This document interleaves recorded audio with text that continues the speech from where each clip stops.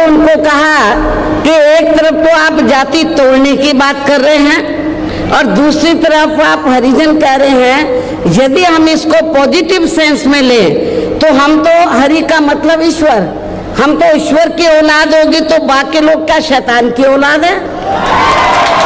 ये 36 बरादरी के लोग इस गठबंधन के साथ दोस्तों जुड़ते जा रहे हैं और मैं फिर से बहन जी का यहाँ पहुंचने पे स्वागत करता हूं, आभार व्यक्त करता हूं कि आप लोगों ने एक कमेरे वर्ग का और एक कमेरे वर्ग के कमाने वालों का, हरिजन का और कृषि खेती करने वाले का और मेहनत करने वाले लोगों का एक ऐसा गठबंधन बनाया है। 2024 को माननीय सुप्रीम कोर्ट का दिया गया निर्णय, जिसमें कोर्ट ने SC व ST के आरक्षण में, मैं इधर SC ST क्यों बोल रही हूँ, शेड्यूल कास्ट और शेड्यूल ट्राइब्स, क्योंकि संविधान में जो दलित वर्ग के लोग हैं, तो संविधान में दलितों के लिए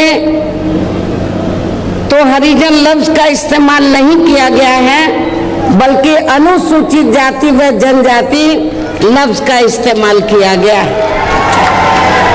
मैं चाहूंगी इन लोगों के जो पूर्व स्टेट अध्यक्ष हैं, तो मेरे ख्याल वो भारतीय संविधान को जरूर स्टडी करें, पढ़ें और ये देखें कि अनुसूचित दलितों के लिए क्या लफ्ज इस्तेमाल किया गया है।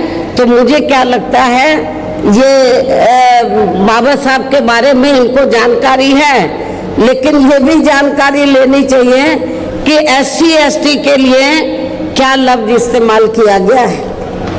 क्योंकि मुझे याद है सन 1977 में जब मैं वकालत की पढ़ाई कर रही थी, LLB फर्स्ट ईयर की स्टूडेंट थी, दिल्ली यूनिवर्सिटी से पढ़ रही थी।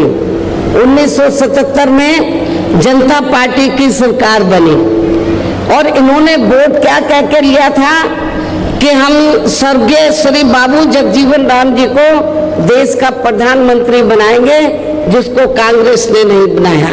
कांग्रेस ने भी नहीं बनाया जिनको, और जनता पार्टी ने भी नहीं बनाया 77 में। तो दलित वर्ग के लोग, अनुसूचित जाति जनजाति वर्ग के लोग पूरे देश में बहुत नाराज थे, खफा थे। तो उस समय उन्होंने दिल्ली में एक 3 दिन का जाति तोड़ो सम्मेलन रखा और उसमें ऑल इंडिया की तरफ से, तो यूथ की तरफ से, नौजवानों की तरफ से मुझे उन्होंने इनवाइट किया बोलने के लिए। और जब मैं उस सम्मेलन में बोलने के लिए गई तो वहां पर जितने भी जनता पार्टी के नेता थे, तो वो बार बार हरिजन हरिजन इस्तेमाल कर रहे थे।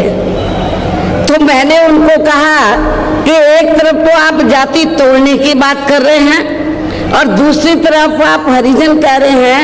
यदि हम इसको पॉजिटिव सेंस में लें तो हम तो हरि का मतलब ईश्वर, हम तो ईश्वर की औलाद होगी, तो बाकी लोग क्या शैतान की औलाद है?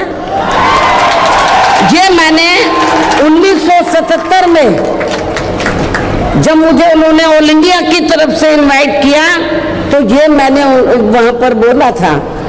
तो उधर ही जो जनता पार्टी के जो नेतागण लोग थे, उन्होंने माफी मांगी और कहा कि, मैंने बोला कि आपको सरकार संविधान से चलती है और संविधान के हिसाब से आप लोगों को जो वीकर सेक्शन के लोग हैं, तो उनको अनुसूचित जाति जनजाति और अन्य पिछड़ा वर्ग बोलना चाहिए, तो ये ज्यादा बेहतर होगा।